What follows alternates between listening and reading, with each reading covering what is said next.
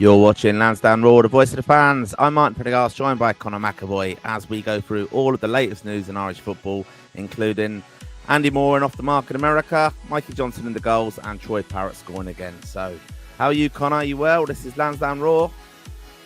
How are you, mate? You well? I'm good. It'll be good when that music goes off because you know how much I hate that fucking music. It does my head in. I don't know if anyone's watching the comments. I don't know if they enjoy listening to our music, but well, at least I'm good. It's actually been, I would say, Martin, a very enjoyable weekend from an Irish perspective for once. You know how much football I watch, and it's been a real It's usually a real depressing weekend as of late, especially after the last international break. We were coming into it thinking, "Oh God, like is this going to stay the way it is at club level?" But as thing is, you can't keep a good man down, and a lot of the good men in Irish football are back, and they were back on the ball at the weekend and back playing well. And it's not even lads that we're speaking about there scoring goals. It was lads who have just not been playing well as such, and they put in big shifts at the weekend. I'll speak about someone later who I know if Celtic Symphony and Harrison, if they're watching, they'll be pissed off when I mention them. But yeah, and like even tonight, great that Brentford they're after scoring a second there, Jensen. I don't want to speak too soon because they got a second just before half time, which was ruled out. Thiago scored. But yeah, Jensen's double their lead there. And I was watching that game and before we joined on here, Martin, and I thought Brentford were absolutely brilliant. I thought they were superb, probably the best performance they've led under Andrews. And it's a real example of what you say, Nuno Espirito Santo's old school park the bus ball against Keith Andrews' modern ball, and the amount of balls they whipped in the box, they should have scored. They should have finished 5 or 6-0, and now I'm going to have to go back and change the IB because of that 90th minute goal now. So yeah, no, but I'm great to see Keith Andrews' side doing so well. I think you'd be delighted as well, Martin, because I know we spoke a lot about who could be the next Ireland manager, but and we don't really want to throw his name in the hat yet. I don't think it'd be fair to throw his name in the hat just because he's a Premier League manager, and no one's going to leave their first gig in the Premier League to become Ireland manager when it's not like he's joining an team that's guaranteed to qualify for World Cup. But I'm sure one day, as he spoke by himself, all he ever cared about was younger was playing for Ireland, and that's all. Being Irish is the most important thing to him. So I'm sure in the future, but we want him to have a successful spell with Brentford, whether it's 2-3 years and then moves on to bigger and better things, or it's 2-3 years and then it's kind of, sometimes people's course, they've ran the course and maybe they have a bad spell and he leaves. But if he has a couple of years of like real positivity and like showing what he's really about, he could be an option for Ireland in the future. But yeah, I don't know what you think, because actually Collins was very good tonight, backed himself tonight. Gallagher had nothing to do. Like Gallagher was just standing there pretty much and kicking a few balls really. Yeah, so it's interesting they're playing tonight, obviously, back in action. And yeah, I mean, Keith Andrews, heard him on the radio. I mean, we know how well he speaks. He was talking about, what he's trying to do at Brentford, and he's a great speaker. I was thinking back on his career in a way, like he did the pundit years, didn't he? Watching a lot of football, very positive, talking about how they can kind of promote Irish players and kind of keep the mindset, keep their profile kind of high in their clubs. And that's why, Ireland called up so many players, and when they weren't actually getting a lot of game time with their clubs back in, Stephen Kenny kind of days. I've always found him a good speaker, but he is known as a bluffer as well in some quarters. But I think he's got to prove himself, and he's done really well so far. So yeah, best of luck to him. Great result for them tonight. I know Joe was good tonight. Sorry, it was just good tonight. Seen after the first goal, Igor Thiago. Actually, it was the second goal. The goal actually was it the first goal or after the first, because he scored 2 in the first half, but the second was he went, I think it was maybe the first one, he went running over to Andrews and went over to celebrate with Andrews, so it shows the real togetherness he's built there, and he's a real man manager as such. I know some people like to say, oh, someone could be just all talk, but he seems to be absolutely adored by the players there. And obviously it's been a mixed start for the season, even though we take positively. I see a lot of fans have been a bit disappointed maybe how defensive they've been at times, but yeah, it's great to see that real togetherness and players that back a manager. Yeah, we saw that video of him, getting Henderson in and talking to players, and I think he's a real good man manager. I think and that would have come from being with Stephen Kenny around the Ireland squad as well, of course, because he was the coach there. So assistant, obviously, Stephen Kenny, he was the one, putting the arm around the lads who aren't starting all the time. I think he is good with that. Just before we get into the main show, of course, make sure you have subscribed, please. Give this show a like as well, and make sure you subscribe and follow us on all our socials. That's Twitter, Instagram, and Dave's Facebook page as well, Lansdowne Road, of course. And thank you so much for your support so far. It's brilliant. I mean, it still feels a long time ago now that we were over in Dublin for the match. It's just over a week ago. Well, under a week, isn't it, ago?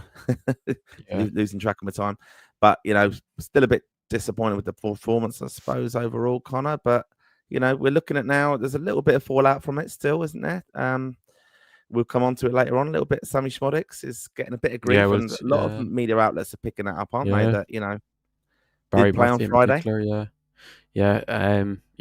It's we'll speak about Sammy in a bit, but I'm still somewhat recovering, I'd say, from that international break, because the reality is, like, it was a disaster in terms of that second game. As much as it was great to get the 3 points, and when you sit back and you really reflect on it, you think we'll take the point. But it's the fact that Hungary got that point away, it really was a real kick in the teeth. And even though it could be a massive point in the shape of the group, and which is it's not in our control what points they get away to Portugal, but it was just really disappointing. And then you add on the top, we played so bad. Like, it was one of the worst performances I've ever seen from an Ireland team, to be honest with you. It was like it was a defeat the way we played. It was like we were the minnows in that fixture. But yeah, and then the semi-sonic thing on top doesn't help. But we were all expecting him to play on Friday night. No, reality, like, we all knew he'd be back in the Ipswich side. But other than that, especially when you have lads that weren't in the squad or back doing really well. Or we didn't meet someone like a couple of lads that actually didn't. One of them wasn't in the squad altogether, scored the weekend. One of them that was an unused sub against Armenia scored an absolute worldie at the weekend. So yeah, it's hard to really dissect it at the moment, because the beauty of it, Martin, is that we're straight back in the club action, and we can somewhat put it behind us, and we can get the positivity back straight away, because we're looking to see how lads have done, because they're scoring for their club, we're doing well for their club. And then we have, I think Bill tweeted earlier, 24 days until we play Portugal at home. So, like, it's all coming thick and fast. And reality is, like, it must be emphasised, Portugal. We always say Portugal. We were all hoping they'd not to play for come to Dublin. Technically, they could have not to play for if Hungary drop points in Armenia. Hungary cannot win the group anymore. And even though we all know Portugal's going to win the group, but they cannot win the group. Like, that's mathematically, they can't win the group if they don't win in Armenia, which is a relative chance. And the fact that they play at 5 o'clock that day will help our cause, because if the thing is, the Portugal players be in the dressing room, they'll be looking at their phone to see what the score was, or they'll be getting told by staff members. And if they're getting told, oh yeah, Armenia have drawn 1-1 with Hungary, like, it'll take that little bit of pressure off. Obviously, they're winners, and they'll have Ronaldo and the team. Bruno Fernandes suspended, which will be good for us. But, like, it'll be a positive thing if they have nothing to play for as such. It's just a glorified friendly where the gaffer, instead of Roberto Martinez, instead of trying to maybe to win at all costs, after 60 minutes, he might just make a couple of changes, because it's about getting lads minutes, because they're preparing for World Cup at that stage, and seeing as many options as possible. But yeah, I know that's all wishful thinking, because whoever they have coming off the bench is still going to be a top player. But I'm trying to be as positive as possible, because like, it was just a depressing clinging to hope. It was a depressing last, 6 days ago. But yeah, I think all these things changed thick and fast, like, because it was good to see a lot of lads like doing well at their club after. Obviously, there's some lads went back and didn't have a great weekend, but there was a lot of lads that maybe in the more exciting positions, not the sound anti goalkeepers or anti defenders, but maybe the positions that will get fans excited and help sell tickets. Although we've seen already that the Portugal game is going to be a sellout. There's going to be a full attendance at the Viva that day, but that's not. If we were the worst, if we were ranked 137th in the world, we would still sell out the Viva that day. So yeah, there is, like we look at the 21s against England in November. The big thing tomorrow with the under 17s World Cup squad is going to be released tomorrow, which I'm looking forward to seeing the official squad for that, because I think those lads could go very, very far in the tournament. That squad is unbelievable, even though some of the lads I know will be left out are still serious talents. So yeah, I'm really looking forward to that as well, which starts on the 5th of November. So which is 2 weeks away. So yeah, so it is. There's still a lot to be excited about, because it is worth. I think maybe ourselves, Martin, because Dave doesn't really like to highlight the positive things going on in Irish football, and as well, especially with the underage teams, because that is our future. And the thing is, a lot of these lads in the past were doing this well at underage level. No, none of them got to a World Cup before, but in terms of like, it's about that next step of getting the right guidance in their career, making sure their mentality is right. Which you hope that if these lads believe they're at the best and they're maybe told they're the best, maybe they might kick on, because other lads maybe get told that you're only another option at these clubs, or you're just another name, or maybe you might break in. But if you're at a club where you're seen as that being academy prospect, maybe that could be the difference for your career. Yeah, it's very it's interesting. Yeah, a lot of football going up obviously in Ireland and stuff. So looking forward to it and seeing where we are. This is the most interactive Irish football podcast out there. We want to hear from you, the Raw faithful, tonight. Bit of a quiet night so far, but we will have Obig. That's where Conor gives a roundup of how the lads got in over the weekend. So make sure you have liked the show, and as well, thank you to all of our Raw Plus subscribers. Fantastic support, again, helps the future of the pod. You can do that via in the show notes there. Information how you can take out $4.99 a month, whatever currency you pay in, and we get extra content there. Raw retros on there. We've got state of play as well, which is our take on the current football world, I suppose, in a sense. And I'm sure we'll be doing one of those soon and doing a bit of a we did one the other night. You missed out. Missed one the other night. Myself and Dave done. I don't know if you've seen it back, but we spoke about all what happened over the international break. Sweden going to the Dogs. Yeah. Graham Potter on top. Pico Lopez qualifying for World Cup with Cape Verde. All that happened in the rest of European football. How was it? The Qatar and UAE have basically helped cheat themselves to a World Cup as well in that last. Oh, sorry, it was Iran and Saudi actually. Wasn't it? Yeah, it was Iran and Saudi have helped themselves. Maybe not cheat themselves, but a real helping hand by their antics. So that's on Raw Plus, and I'm sure yourself and Dave will have a Raw retro this week, and there'll be another state of play this week because that was on Friday. We recorded that, so it was Saturday that was race. So yeah, plenty of content coming out not this week. Yep, so looking forward to doing that. And obviously we'll have to have a little chat about the small matter of a Premier League game at Anfield, of course. We'll have to give a mention to that.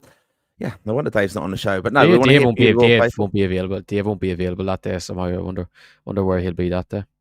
Oh, exactly. All right. So we want to hear from you, the Raw faithful. Let us know your views, how the lads got over the weekend, any players that you perhaps noted, or who you would like to see the next Ireland squad. As Conor said, 24 days until we're back in action again, taking on Portugal at home. And some interesting FAI news out today. They've opened up the away game. Now the portal is away. Well, the applications is actually a different thing, not through the portal now. It's a form that you have to complete, and you've got till Sunday the 26th to complete that if you want to apply to go to Budapest, the Puskás Stadium there. It's a 2:00 kickoff, so if you haven't yet booked a flight, make sure that you do check that out. Make sure you don't leave it thinking coming in for the night when the game's actually on at 2:00.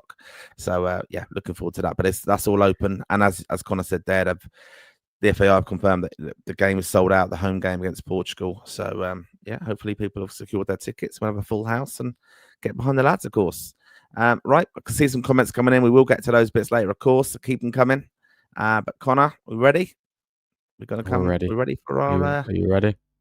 I'm ready. Yep. This is Obig. This is the roundup of how the lads got on over the weekend. So first of all, we're going to goalkeepers. So these are goalkeepers who been in the Ireland squad recently. So Caoimhín Kelleher, easy for me to say, 90 minutes, 2-0 win for Brentford tonight. Max O'Leary, unused sub for Bristol City. Josh Keeley, 90 minutes and 2-0 loss versus Mansfield. And Mark Travers, an unused sub for Everton. And Gavin Bazunu, an unused sub for Southampton. Yeah. And now on to the defenders. We'll do the defenders and we can chat about the goalkeepers and defenders as one. Robbie Brady is out injured at the moment still. John Egan, 90 minutes, a 3-2 win versus Birmingham. Seamus Coleman, unused sub for Everton. Nathan Collins, captain tonight for Brentford as they won 2-0 at West Ham. Matt Doherty, 67 minutes, 2-0 loss versus Sunderland for Wolves. In very dire straits. Josh Honohan injured for Shamrock Rovers at the moment. Jake O'Brien, 90 minutes, 2-0 loss versus Man City. Andrew Omobamidele, 25 minutes in a free draw versus PSG. Dara Shea, 90 minutes in a 2-1 loss versus Borough. And Liam Scales, 90 minutes in a 2-0 loss versus Dundee, where he got booked. James Abankwah, not in the squad for Watford. Jimmy Dunn, 90 minutes, 2-1 loss versus Millwall. And Callum O'Dowd out injured for Ferencváros. Mark McGuinness, 90 minutes and in a 1-0 loss versus Watford. Ryan Manning, unused sub for Southampton. Aaron Cashin, not in the squad, Birmingham City. And Selmo Garcia McNulty, 90 minutes in a 2-2 draw versus NAC Breda. And I see Breda. Will Ferry, 90 minutes in a 2-2 draw versus Rangers. Corey Ndaba, unused sub for Lecce. And that's the defenders. Right, Connor? Yeah. Talk to me. Quite a few, yeah. Quite a few actually didn't play at all at the weekend or unused sub or squads. So maybe just one of the weekends, but I think it's more exciting the further up the pitch than it was at the back. But yeah, relatively quiet weekend. As Josh Keeley's first appearance under Jack Wilshere in charge, not gone as planned for them. Been a real difficult season for them actually. But in fairness, they did miss a penalty, and I think Mansfield pretty much went up the other end and scored. So I'm sure they can take some positives from that game. It was kind of the flow of the game. It was great to see John Egan back in Ibek. I texted Dave earlier, add him back now so he can take the blame for removing him. So he's made sure on his birthday as well. Happy birthday, John Egan, if you're watching. Sort of like Collins had a very good performance tonight. Matt Doherty was back. I see you're not abusing him for missing international break and returning after the first game back. Very rude of you, I do think. But in fairness, we all seen that Doherty got a surgery. Was it surgery on his broken wrist just before the international break? Missed the last game, and then obviously, I think his broken wrist surgery doesn't take long to return from. In fairness, so it was good to see him back because I know a lot of lads dislike Doherty's style of play, but he still is a good player. Like he would be a bad player if he wasn't playing in the Premier League. So I know that they're in a really bad position, but yeah, Darryl Shea. I forgot that he scored the weekend actually. He scored his first goal of the season, which was good to see. Another euro towards our tally. Omobamidele, I think we're all glad to see him back play. I know he played 35 minutes, but it's another 35 minutes in the legs, which he badly needed. Your favorite Callum O'Dowd is still out injured, which is not great that he's still gone, especially next month with Manning. Suspended for the first game, and he didn't even play there. He was an unused sub the other day. And I think the only defender of note really at the weekend was who was I looking at here? Liam Scales had a real difficult afternoon with Celtic at the weekend because I know he's been through a real tough time lately with family reasons, and then add in the fact he didn't play well, so he's getting. Thing is, I seen a clip of Chris Sutton speaking so highly of him before the game, saying he's been Celtic's player of the season, and those sort of things. I was like, I know it's a pundit, not a commentator, but it's kind of a commentator's curse. It kind of backfired on him. But yeah, so yeah, that was the defenders. Really, it was quite a quiet weekend from a defender point of view. Yep. All right, we'll move on to the midfielders. Hopefully, a bit more positive news with them. So midfielders for Ireland. Jason Knight still out injured for Bristol City. Killian Phillips, 90 minutes in a 1-0 loss versus Aberdeen for St Mirren. Will Smallbone, cousin Will, 90 minutes in a 2-1 win versus QPR for Millwall. Jack Taylor, 10 minutes in a 2-1 loss versus Borough. John Joe Patrick Finn, not in the squad for Stade Reims. Josh Cullen, 90 minutes in a 2-0 win versus Leeds. Finn Azaz, 10 minutes in a 0-0 draw versus Swansea for Southampton. Mark Sykes, 22 minutes in a goal. 1-0 win versus Norwich. So he got the winner there. Jason Malumbi, 35 minutes in a 2-1 win versus Preston North End. Andy Moran, 60 minutes in a goal. We can't wait to hear Connor's take on this one. Jamie McGrath, 90 minutes and a goal as well. And a 4-0 win versus, I don't know who that was. Alan Brown, 90 minutes, a 2-1 win versus Ipswich. And Boss on the Wales, sadly, still out injured. And Conor Coventry, 90 minutes in a 2-1 win versus Sheffield Wednesday for Charlton. And Joe Hodge, 45 minutes in a 5-1 win versus Villarreal. So, good. Yeah. Cousin Will playing, winning. Josh Cullen playing. Playing very well. Playing very, very, very, very well. He's really took the Premier League by, I think, the best I think we've seen him do all season, really, or all his whole time in the Premier League. And he's probably been Burnley's, if not player of the season, probably top 3. He's been excellent, which is great to see. And maybe we start considering at the stage our Ireland playing to his strengths, because the reality is he's our best midfielder at the moment, particularly in the deeper positions anyway. And we cannot get the best out of him. It's obvious it's the way Heimer sets up, but it was the same really under Kenny at times. But in fairness, Kenny did try and build the team around him, and he kind of was just playing shit. But yeah, it's great to see him do so well. Hopefully he can kick on and show that for Ireland in November, because if we are going to qualify or get the playoff more, like he is going to be a huge difference maker, because we need him to really it's not really controlling midfield, it's really just getting his foothold in the game a bit and just showing what he is about, really, because we haven't really seen the glimpse of what he's even capable really in Ireland shirt. Mark Sykes, straight off the bench and scored the weekend. I'd argue he maybe is the most underrated player in Irish football at the moment. Really, really good player. People kind of laughed off him, but like removed him from the Ireland picture altogether. And then do you remember in March, he got the lovely assist for Ida against Bulgaria at home. And he's always done very well for Ireland when he's played. I think he's actually probably, like, he always is really good versus City. He was only on the pitch and he was been injured, and he was meant to come into the squad, if you remember, instead of Will Ferry, but he picked up that knock, and I think he had to do a fitness test and he failed it, so he didn't come in then. Other midfielders, obviously Jimmy McGrath, another, I think, I don't know what you think, Jimmy McGrath, but he's always done well for Ireland when he's played, and he's always showed a bit of something. Technically very good, scored again at the weekend. I know everyone's saying, he's only in the Scottish League, but he's doing very well, in fairness to him. And then the big one, Martin. Who scored? We go. Drum roll. Who scored? Go on, tell us. Andy Moran. There you go. Your lad out in America. First goal in America. Ireland's most talented player. Disgrace he's not in the squad. Just the midfield should be built around, not just midfield. The team should be played to his strengths. And yeah, did you see his goal? Martin, he picked the ball up. Lovely 1-2 with the fella. Give it back to, I think he's called Ebosi or something. Lovely 1-2. Your boy took a shot and then it rebounded out to him and he finished it very well. Showing what he's all about, driving with the ball, quick feet, showing his football brain, the way he slipped it back to the striker and then finished it, being in the right position at the right time, which is great to see. Anyway, he only came off the bench at the weekend, but there's a lot of games to be played now coming up. But that's them in the playoffs now, which they're in. I think they finished third in the Western Conference. They're playing Austin FC in the first round, who has John Gallagher. I was going to say Gallagher because I'm listening to fucking too many English people. Gallagher, playing for them. So it'll be an all-Irish match up there between themselves and Austin FC. LAFC are heavy favourites for that tie, but it'll be a good one. And unfortunately, actually, Andy's goal removed Colorado Rapids, who have Conor Ronan from the playoff picture. So that's his season over, because they were playing Colorado the other night. 2-1 Colorado were winning, and then the 89th minute Andy scored an equaliser, which meant that Colorado didn't make the playoffs on goal difference, which is a bit heartbreaking for them in the end.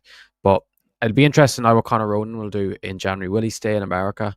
Will he try and get to a bigger club? Because as well as Colorado kind of done over the last couple of years in terms of finishing playoffs or just outside, they're not a big club in MLS stature-wise. They're not like an LAFC or a New York Red Bulls or an LA Galaxy that are your big names. So it'd be interesting to see what his next step for his career, because I'm sure he'll want to get back at the Ireland picture. Because I think what is he, 26 maybe? So he will. He's not far off the picture. But yeah, I think it's at the stage now. You have to give Andy Moran the keys and you just build around him. Interesting what way you'd try and even fit him in the Ireland team. I know, like, I still think he's still not going to pick him in November, but like, if you're going to play him for Ireland, would you play him in a front two like he would have done with the 21s at times, when Crawford would have had either with Sinclair Armstrong playing with Moran off him, or if he was suspended, it would be Johnny Kenny or Idemo Maku playing with Moran off him, and he was always really, really, really good. But yeah, it's an interesting one how you try and fit him into the squad, because he is so good, and it's just a waste of talent if we're just not picking him just because he's playing in the MLS. Like, for God's sake, were people picking lads playing every week in the Scottish League, with MLS is miles above, and even with Troy Parrott and Eredivisie, it's still a very, very similar standard, and the Championship is similar. Like LAFC would be better than most teams in the Championship. Like, yeah, I mean, it's incredible. It's brilliant that it's a brave move going over there, but You know, And the like thing we is, say, it's a very it's underestimated league, isn't it? yeah, yeah, it is. It's very people just rule out people like when you people like Dave just writing off the disgrace of human beings. It'll take a while to to get people's side on it, but yeah, Andy's doing very well so far. And the thing is, it's a different league.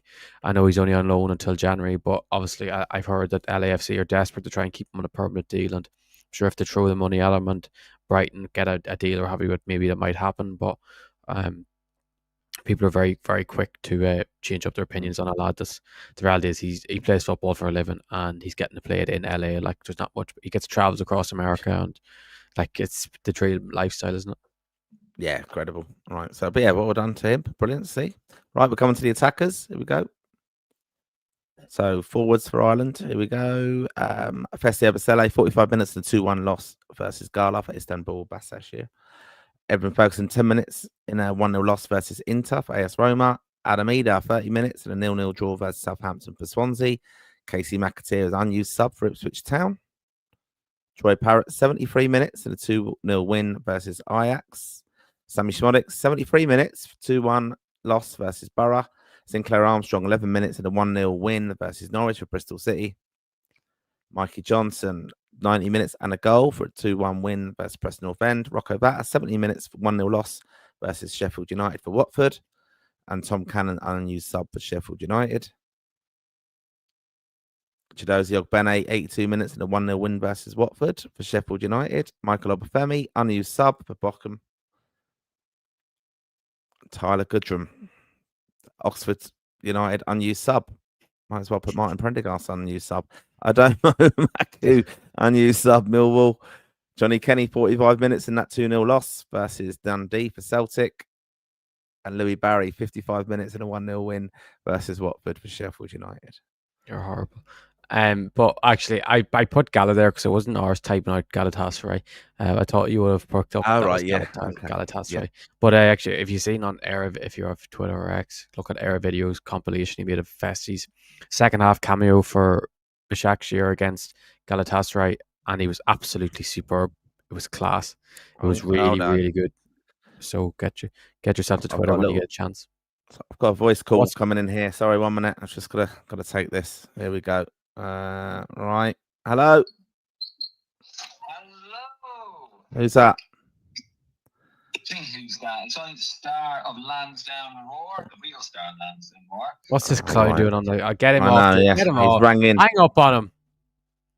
Well, it's the first ever guest caller, which is quite rare, especially since we're not actually a phone-in show. Not yet, anyway. How are you lads doing, eh? Yeah, all good. Mentioned. Yeah, all good, all good, good. Thanks for joining us on the show. Yeah, we've just done a O Big, so yeah, fantastic to hear from you, Dave. For those viewers who are not aware of who Dave is, he's obviously a contributor to the show. He writes for the website. Writes for the website. That's all. That's all he does for us. Still on the O Big. What's going on there? Who?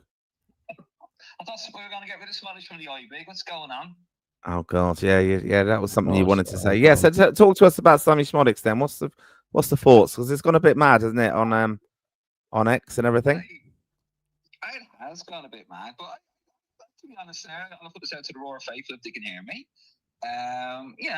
Should Smallage play for Ireland again? Should he be picked again? Ask him why would he pick him again?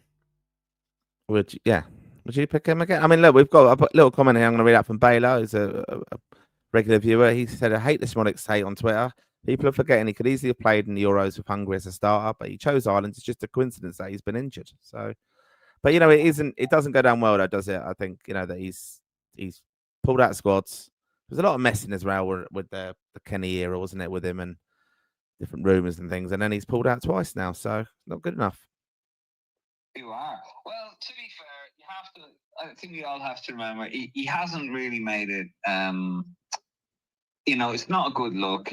And he has to know that when he started for Ipswich on Friday night after pulling out of the last two Ireland squads, that wasn't going to be a good look. and he was going to get in. He's going to get a lot of welly on Twitter. And to be honest with you, I don't think you can really argue with it. I don't think, obviously someone's gone over the top, as always will, because it's social media. But you can't really argue with that. Like, what do you expect? You pull out of the Ireland squad, and then all of a sudden you start for Ipswich on the Friday. Come on. I can't hear Conor. What's Conor saying? No, just tell him he's a clown. But actually, has he wiped himself off after going on about Andy Moran? No, but you're going to need to translate for us, Martin. You're going to translate my words to Dave, obviously, because he can't hear me. Or it's the section behind. This is our Conor, by the way. This clown picture of him at Wembley. Thinks he's class, going to one game in his life. But anyway, Martin, tell him that I totally agree. Actually, about Smodics. He has to take some of the blame himself. He obviously is carrying a knock. He's been taking injections, I heard Kieran McKenna say, to play games, but he's obviously using as the international break as a time to recover from these breaks.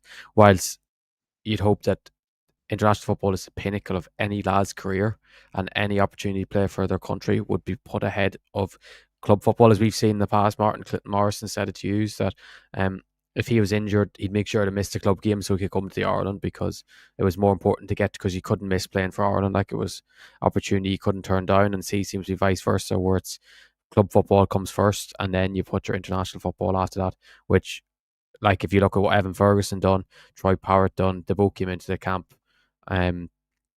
with injuries, with carrying knocks, and they made sure they were available, even if it was thought that Troy Parrott would only make the second game, but he made sure to get there, which unfortunately sad to accept he's losing it in the comments, which Sammy didn't, as simple as. So I just think his time really for Ireland is probably, I just don't see. I think it's, even though he has been in, I'm not doubting he has been injured and he has been carrying knocks, but I think if I was in his position, I'd be missing club football. I know they pay his wages, but playing World Cup qualifiers for Ireland, 2 huge games, playing against Portugal, you wouldn't miss that for a world. If you're able to get injections to play for Ipswich, you can get injections to play for Ireland. Conor, Dave, any views on that? Was he gone? Hey, he's gone, is he?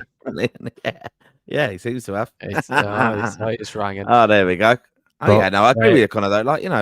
If he's available for if he's available for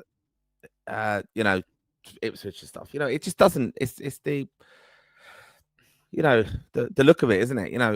And we joked in the past when he missed one. We thought, oh, okay, hang on a second, and then he's available, and it just doesn't look great when players do that. So, especially when I think, a player who we were hoping would do so much, I think, and just hasn't delivered in an Ireland shirt. It's just how we want it's just these massive games. It's just especially when it's a Friday night fixture as well, when it's from Tuesday. But if he scores the winner away to Hungary, he qualifies for the playoffs.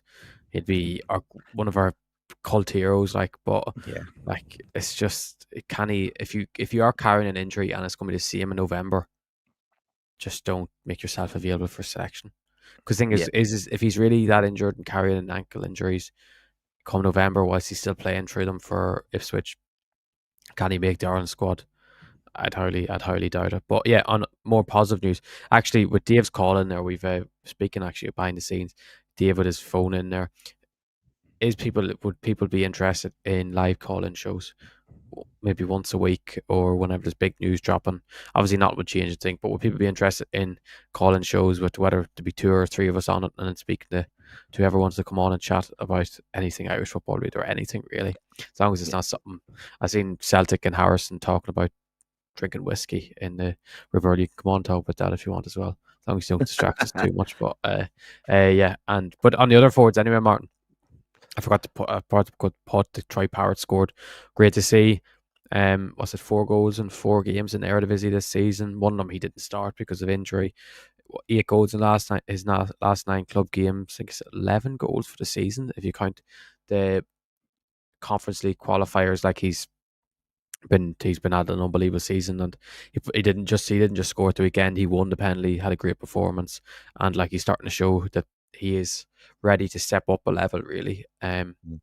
Because he's a top player. Like he can't stop. I think he can't stop scoring. Like no matter what he's at, he's stepped up to the best team in the Netherlands. I don't know where Ajax are in the league at the moment, but I seen Wout Weghorst, ex-Man United player. I know he's not Man United level, but ex-Man United player and Dutch international has scored against us. Dublin scored the winner actually in Dublin, so it shows the levels of opposition you're playing against, and he's doing really well. He's a superb player. I don't know what you think of Troy. I love Troy. I think Troy is brilliant. I mean, look, he's 23 as well. People wrote him off, when it didn't work out at Tottenham, and he, he went to, MK Dons and stuff, but like his record's now really. I mean, he's got 18 goals and 34 appearances for them.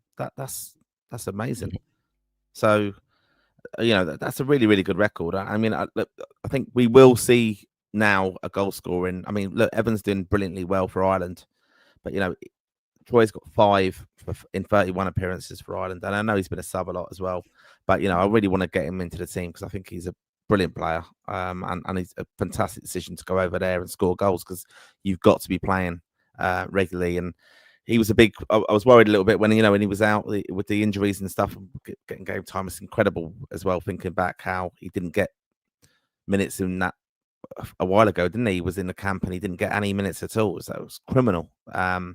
So yeah, I think I'm really happy with him, and I think he's going to be a big player for us in these next 2 games, especially. So yeah, fantastic to see. Right, we've got over 700. There's more. Yeah, no, I know. I'm just saying we've got 700 of you watching. Like the video. Yeah, you're going to hear more from Conor now. Yeah, make sure you have liked the show and subscribed. Yeah, I was making sure. I thought you were trying to speed on us there. Would I just get in the comments? Would you? Because I see David Dunn in the comments, so he'll be there ranting away. But actually, I looked there to see how many. There's 18 likes on the video at the moment. Get us up to 30 likes. Get yourself on YouTube and get us to 30 likes. It helps a lot. And if you're watching on Spotify, which is obviously it's not a live version, but it's the replay of the live, make sure you give us a 5-star rating. 5-star rating on Spotify will help us. Massively and helps us get it out there and to new viewers and stuff. But yeah, other forwards, Martin Ferguson was weird because I actually wasn't expecting Ferguson to come on at all at the weekend because I seen the lineup and I was like, well, Dybala's starting, Dobbik and Ferguson on the bench. And if you remember the last game before the qualifiers, Gasperini said after, because Dobbik started and then Dybala came on from after 60, and Gasperini was basically saying Dybala is the number 9. You could clearly see that, but I'd no other option but to bring Dybala on for Dobbik because Ferguson's injured and he wasn't fit to play, even though he was on the bench, he wasn't fit to play. And I was thinking it was a similar thing the other day when Dobbik came on after 60. But then Evan came on for the last 10 minutes. So I'm guessing it was just fatigue reason, and they were probably didn't want to play Evan at the weekend because the thing is he played, what was it, almost 100, was he probably like 170 minutes in the space of 72 hours for Ireland. And like he played on, it was only Tuesday and then it was the Saturday that he was playing with his club, like, so it wasn't a big gap. So he's played a lot of minutes in the legs, and like they have European footballs back this week and then a league game at the weekend, so it's a lot of football for them. So I know people saying always 10 minutes. I think it's just fatigue reasons and not trying to overkill the two strikers to have. And even when he came on, actually looked bright enough. He very close, nearly got an assist, linked up while a Dobbik took a volley from 45 yards out, which was actually a bullet, but it was nowhere near the goal. But it was like you could see a bit of confidence that he had himself off his left foot. Which and the thing is, I know you've seen Martin. He turned 21 yesterday. So like it's crazy, isn't it, that he's only just turned 21? Like, and he's already scored more goals from Robbie Keane at the same amount in the caps. Like he is a generational talent. Like I don't care what anyone says. Like he could be anything he wants, like in football. Although that a bit worrying, the Casey McAteer is not getting any minutes. Good to see Johnny Kenny get 45 minutes, even though Celtic are crap. He couldn't really do it because they are crap, and Celtic will love that. He was actually Celtic Symphony was at the game the other day. He was saying, Tom Cannon not getting any minutes is a bit of a worry. Michael Obafemi was back on the bench for the first time since his first game at Bochum, and he actually played a game over the weekend. During the international break, and he scored, which was good to see, but he didn't come on the weekend. I thought he might have come on, but hopefully he can just get fitter and stuff, because we all know how much I love him, and Irish fans, even you love him, Martin, don't you? He's just such a likeable fella, but yeah, disappointing not to see him build it up yet. And yeah, as I knew I'd get to him. Celtic's going to hate this. Harrison's going to hate this. I watched the last 15 minutes of Bristol City the other day. Sinclair came off the bench. He was brilliant. And usually when he plays well, he's not. And then I went on my Twitter after. And this is when you know a player plays well. When Bristol City fans, one of the most horrible things, saying the amount of praise he was getting, I haven't seen it before from Bristol City fans, saying how he won him the game with what he done in the last 15 minutes, his hold up play, his ball carrying, his work rate coming back, take the ball up, he should have got an assist. He put the ball in the play for Mehmeti, who missed a terrible chance. And it was, I know people are going to give out about me because he hasn't scored in a long time, but like he's shown what he's all about coming on that last 15 minutes and showing what of a nuisance he is. And it wasn't just a nuisance, he was playing very good football as well. And it was great to see him back playing with maybe that confidence that he's lacked, because when you're not scoring, you're not going to be confident. And then when fans start turning on you because you're not scoring, it gets even worse. So it was great to see him back doing well, and maybe if he keeps playing like this, a goal will come. Like, and I know they play tomorrow night, and maybe because he done so well the other day when he came on, he might start tomorrow, but he'll definitely get 30 minutes at least off the bench, I would say, because he's starting to really get back that confidence that he maybe lacked for a while. So hopefully we'll see the best of Sinclair again, because we all know how much talent he has and like what he can option. Like, he's never going to be a 20 goal a season player, but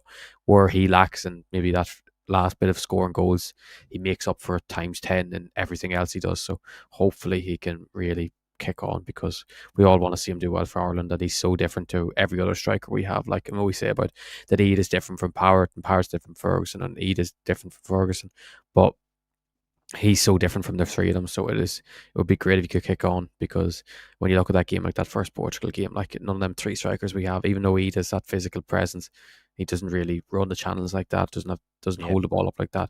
So like that would have been the perfect game, but because he wasn't doing it in a club level. But it's crazy to see how backwards Tom Cannon has gone since going to Sheffield United. Like, I can't believe what has happened, because he was doing so well for Stoke, scoring so many goals, got the big money move to Sheffield United where they put the investment in him, and he just cannot. Even when he got a run of games, he was not scoring. Like, even when he was there at the start, I remember when Wilder first brought him in, he was still starting him every game, but he just couldn't score, and he really lacked. So it's really just like, there's another striker we have high hopes for. We all think is a really good player, and just has not just not kicked on to his new club. Yeah, I mean, yeah, that one is disappointing. I mean, on Sinclair though, again, it's interesting your comments on that. With looking at the performance away to Portugal, and no corners, very few shots on target, if any, really. Was that not perhaps you could kind of criticize in a way then Heimer for not picking Sinclair up? So when your outball was always like Ogbene or Festi Basile, and Evan didn't have much to get hold of the ball, did he? No quality balls up to him, but he wasn't brilliant, let's be honest. And we knew then that was his performance would be, obviously, the Armenia home game, and he got the goal and everything. But Sinclair, that he would have definitely been a bit more physical, and maybe again, it's something that maybe we should have looked back at in June and had him in the squad then and said, look, can we play a different way with a different type of striker? You think of Ireland over the years, we have done that. We've had different types of strikers. Not just the ones who hold it up, but you need someone to run the channels and stuff. I mean, I was actually saying Ida could have easily played in Portugal because he might have done a bit better physically than Evan, of course. But something to obviously consider. It's weird though. Like I know you're speaking about June. Like, if you remember, Sinclair was called up in March. He picked 4 strikers in March. Yeah. Sinclair wasn't used. I know it wasn't fair enough. He wasn't used. Like, he wasn't scoring, but he was playing well. So obviously, Heimer, I remember him saying that when he picked him, he's like, he offers us something so different to the others. Yeah. So it's like he was picked in March when it was the crucial 2 games that we had to win to stay up.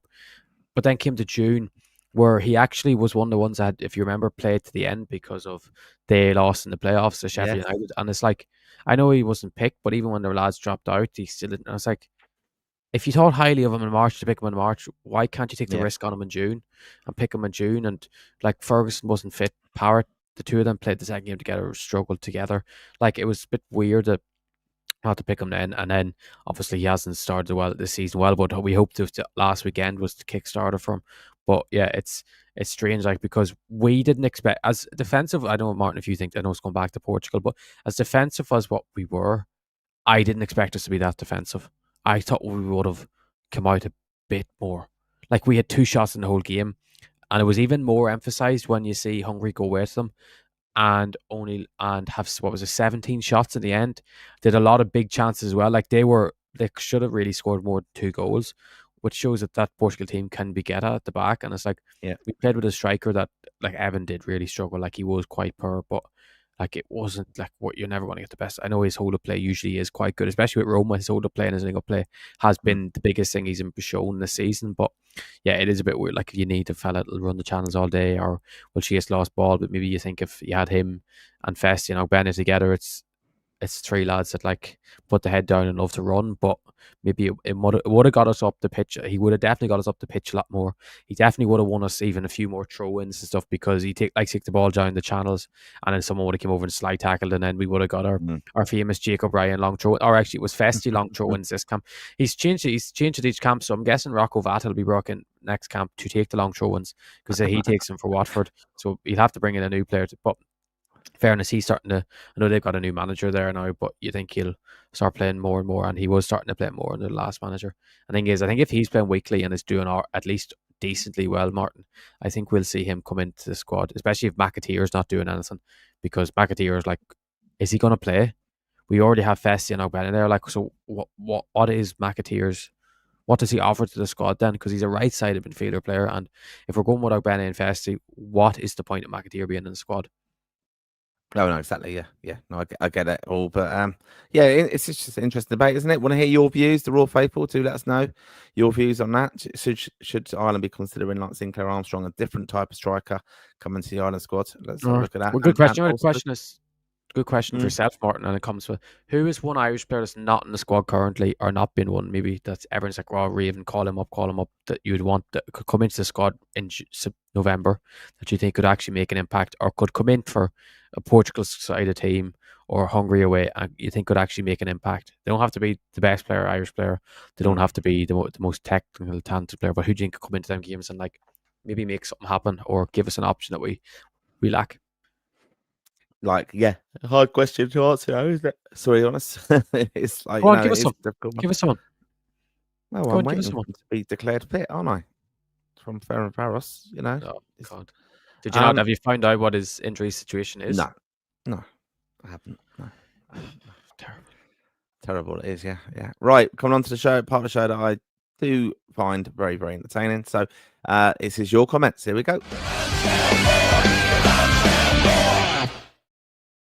So thank you for over 800 of you watching this evening, and make sure you do have all subscribed, of course, and also download the show on Spotify or wherever you listen to your podcast, and spread the word about Raw, Lansdowne Raw, of course.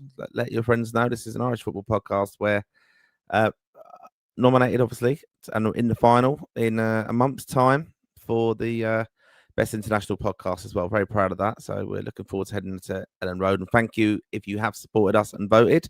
Voting is now closed, but we did do a bit of a campaign on that. And thank you for your support. And as well, anyone who come up to us in Lisbon and also in Dublin recently to say that they enjoyed the show, and we welcome your feedback and support. But this is I do love this part of the show. This is where we get your views. And straight away, we've got a Raw Plus subscriber, Franco Conor, all the way from America, saying, great write-up in the Irish Times, Conor. What's that Cheers, about, Frank. Conor? Tell us. What's that about? What did you write about? It's Rep Tracker's weekly column in Irish Times, the weekly column of the Irish lads abroad doing well. It was a lot more positive. I'm sure that's probably why Frank enjoyed it this week, because it was the most positive one that we've had in a while. So yeah, hopefully we can keep that up, because it's good to write about the positive things, Martin, rather than how shit everyone is doing. Yeah, of course. Well done with that, Conor. And Daniel, another Raw Plus supporter, call up Andy Moran, hashtag is his thing there. And he's obviously in your camp. John O'Mahony, what's happened to the two centre backs at Norwich? Neither have played at all this season, and are Noonan and Elding the next wonder kids off to England? Emmanuel Adebayoga, I just think that he's been frozen out because he was going to move in the summer, and then something happened to stop the move, or a couple of things from, I think, Norwich were asking for stupid things, which has led to his. And then Shane Duffy, it's just Shane Duffy, like, he's just been another. They've too many centre backs are leaving, and them lads are just there, so it's a real disappointment. And yeah, Noonan will be away. next season at some stage to England, I would imagine. Maybe, I don't know if he'll stay at the end of the year or not. And Owen Elding will be away in January. Well, he might mightn't go to England, because I know Juventus really want him. A couple other clubs like Ferran Forest, even want him. Club Brugge want him. So it'd be interesting if he would stay in like the UK, where obviously his family all is originally from. But and then there's a lot more will end up going to England, like, because it's the preferred move for all Irish lads. Okay. Adam Curtis is a good question. If there was one player you could fast track into the Ireland team, who would you call up? So that's a question for us, I suppose. And also we'll leave that hanging for the Raw faithful who are watching. Give us your answer as well. And then he also says, Jaime isn't brave. I haven't got one. I'm thinking. Adam Curtis, Jaime isn't brave enough to call up Andy Moran, let alone start in the next international window. Him behind Parrott and Ferguson would be a very strong attacking lineup. It would be, but he's do we know our identity under this manager? Do we know what we're doing? Bit of Jaime bashing there, which could be unfair, but the more I look back at it, it just annoys me. And I know, there's been lots of speculation on Twitter and Facebook and stuff, like looking at, our hopes and look, we've got it to the last window, of course, but we should have always been in that position, to be honest, in this group. But, it just is really, really worrying. The lack of kind of identity with the team, that is just so disappointing, I think. And fair play to all Irish fans out there who've kept the faith. I mean, I know Portugal would come in November, and that was always going to sell out. But it was okay the other night, wasn't it? Armenia, it wasn't a fantastic atmosphere because it's difficult. There's a lot of pressure on as well. But we still have incredible support for the Irish football team, and even the numbers who went out to Lisbon, 2,800, I think, were over there. So it is just incredible, just unbelievable. So Harrison D, he actually followed up earlier in the show. Sorry, go on. Yeah, answer your question. I'm trying to think. Go on, you go, and I'll copy. No, you have to go. No, because you'll copy me. Straight into the Ireland team. Who do I call up? I don't know. Go on. I would say either Ike Arazi or Jimmy Mullins. Yeah. Okay. You want them to maybe Jimmy Mullins. Which of them is the centre midfielder who's going to start and be good enough to start for us? Jimmy Mullins. Ike Arazi's a winner. Right, there you go. Jimmy Mullins is the guy. Do you remember the guy that scored the unbelievable volley for the 21s? Yes. Yeah. Oh, that was good. Yeah. I was watched the podcast, so he's a roar for you. Maybe he's watching right now. But he's playing Wickham in League One, but obviously he's not a bad level. But obviously we tend to consider lads playing the Championship. But maybe when a lad shows if the potential, is it worth considering fast tracking? But we fast tracked in the past. I'm a big fan of them getting experience under 21s. And these big, massive games as well for Jim Crawford's team, of course, coming up. And I don't know. I don't want to be all negative, but Boston's not going to be fit, is he? But I'm excited already for that. I'm excited that for next year. Hopefully get to a playoff in March. I'm really excited to see what Boston's going to do when he's fit and ready and back. Like whoever's the Ireland manager, if it's not Jaime and we haven't qualified, we just know that's such a problem position for us, that midfield. And again, in my head now, I'm thinking, Malumbi, how have you had him into the squad? I know he's suspended now, isn't he, for the game against Portugal, isn't he? Yeah. I mean, to fair play to him. I mean, 2 games, 2 bookings, but that's what he's about, isn't he? He was a good little moment as well in the corner when he get the crowd going. But again, we need a more disciplined player though in there. So yeah. I'm baffled at why he was left out, but that's it. But yeah. I wouldn't really fast track anyone right now, like Ranton. No.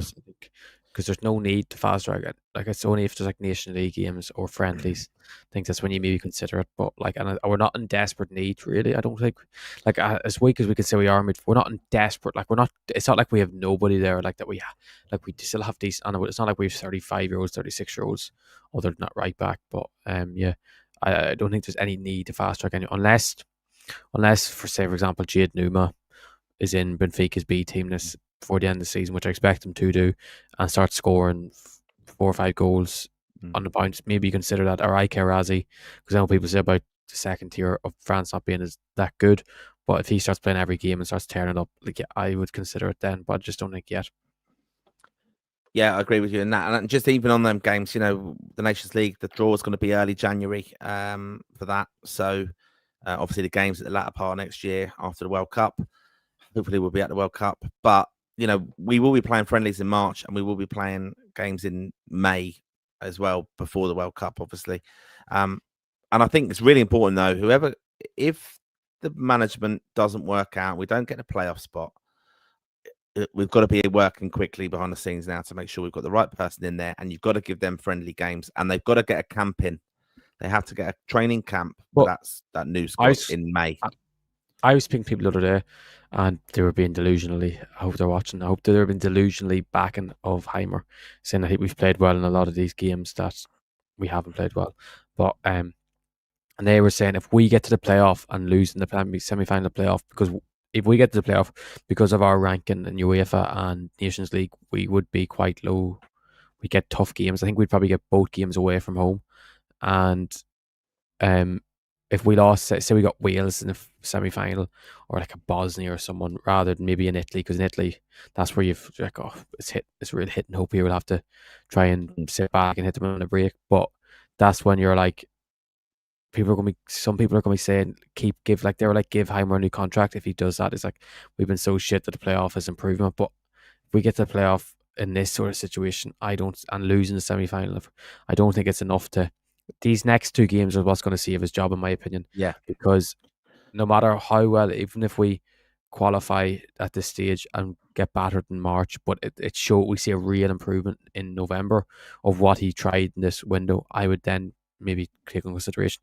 But if it's a fluke that we draw Portugal away and we go to Hungary away and we have two shots again in the whole match, and one of them is a penalty and we score a penalty, win 1-0, then I'd be really worried, because no Irish team, as good as Hungary can be at home, and Puskas Arena is a real difficult place to go for any team in world football, I would be like, that's a real worry that this manager thinks this poorly of this Irish group of players, because it's like, how can we evolve from this when we're playing this negatively? Yeah, I'd agree with you completely. Yeah, but they've got to be ready. I mean, you know, it's a strange situation.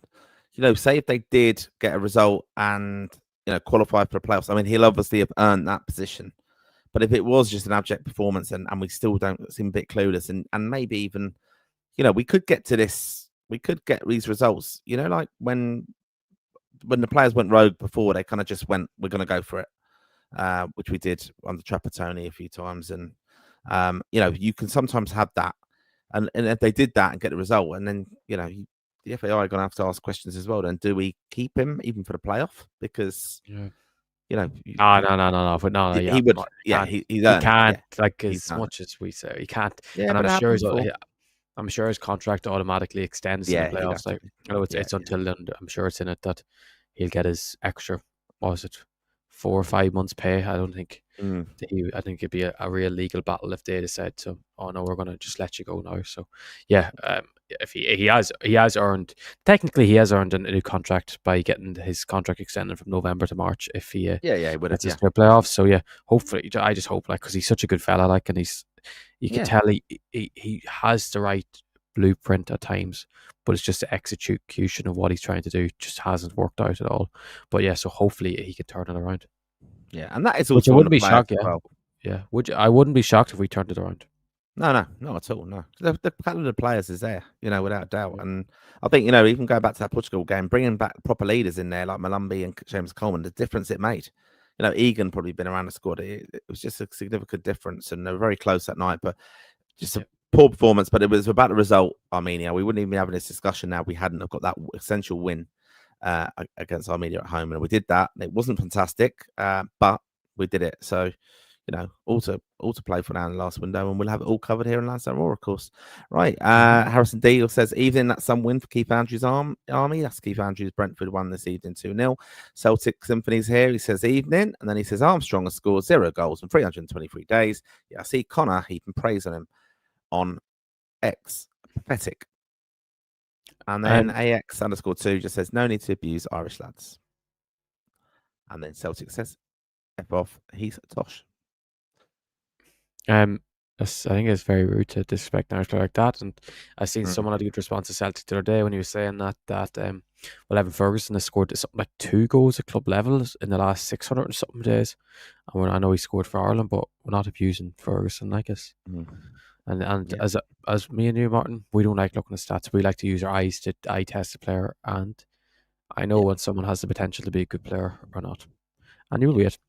Just wait and see. Yeah. Just give that lad time and he will turn it around. Yeah, I think so as well. Celtic Symphony, I was giving John Kenny dogs abuse in the away end, so he's not good enough. I can't believe he'd have left and that clown gets stay picking a wage up, for fuck's sake. And John Aldrin says, does nothing for Ireland though. And he also says, English, Irish lads don't really seem that bothered when playing for Ireland. I think he's referring to Cullen when I was speaking about Cullen. Oh, right, yeah. And he Celtic. says Cullen Schmodics, yeah. Yeah. Cullen or Celtic, what are you on about? Would you leave Johnny Kenny alone? He didn't do anything wrong the other day when he came on. He came on and he threw himself about in a terrible Celtic performance. He didn't have a single chance as a striker. It's not like he missed a big chance. And you're just abusing him for no reason. You're meant to be Irish. You're meant to want Irish players to do well. And as much as you love Ida, like Ida was getting fierce abuse off the Celtic fans, and like the fans basically are the reason that Ida wanted to leave in the end because of the abuse he was getting. And it's like, you should want an Irish lad to do well. Seeing what Scales the other day, he struggled the other day, and now he's getting abuse. Like, there's no need for an Irishman to jump on top of another Irishman when he's already getting abuse. Like, you're better off just saying nothing than abusing a poor lad. Especially when he didn't. He wasn't, you're acting like he came on the other day and missed 3-1 and wonder he had nothing, like he had no service or anything. Yeah. Although Harrison D does say Kenny is likely League One level. Joe then says Moran's goal was lovely. Halgrimsson will never call him up.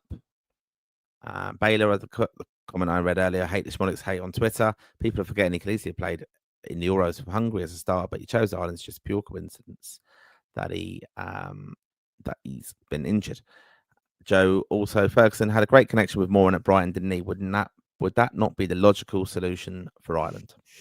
Yeah, they had a great relationship. I'd say they're probably best mates at this stage because of the years they spent together, and there were the 2 lads that came through. Both made their debut on the same day, if you remember, in the League Cup for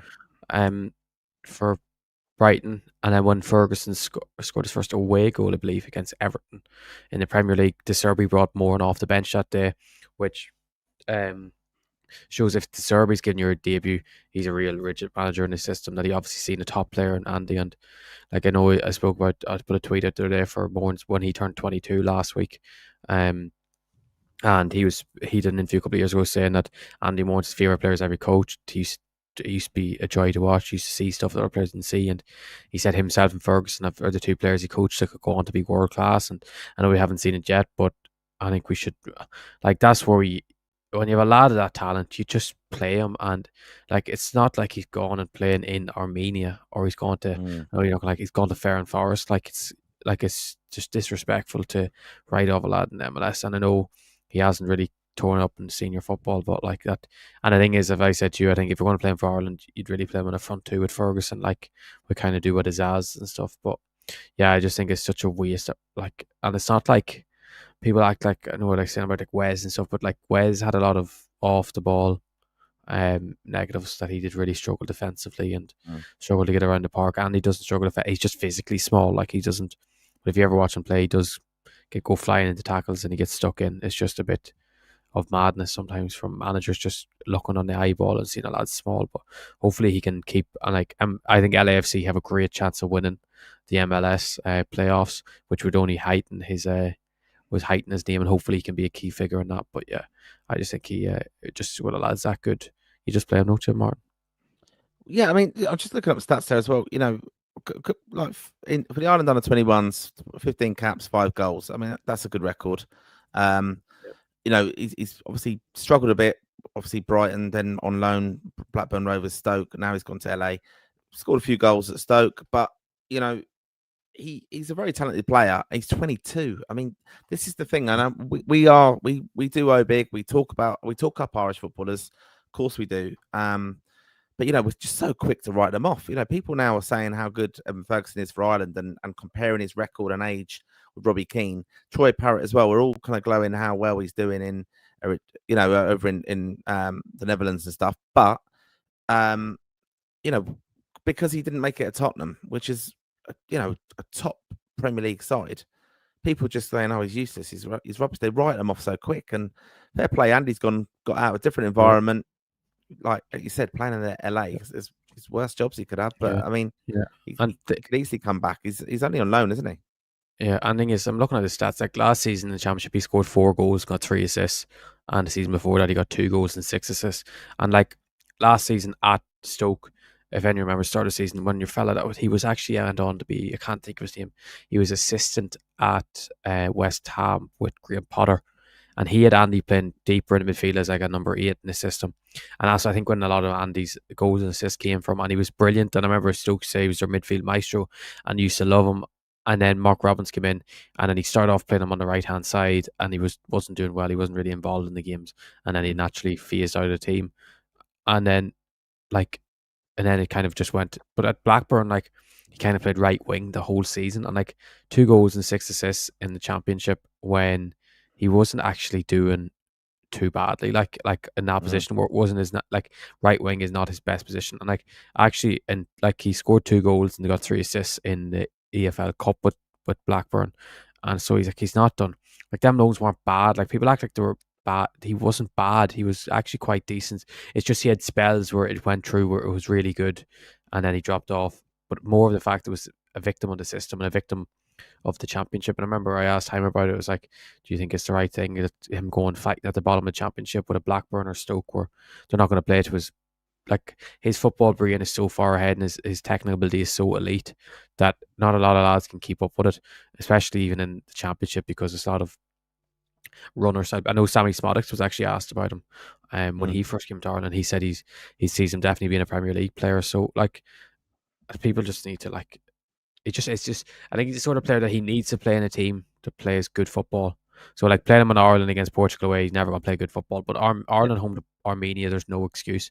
Like I think is he helps other teams play good football. Like he helps his team play good football by the way he plays.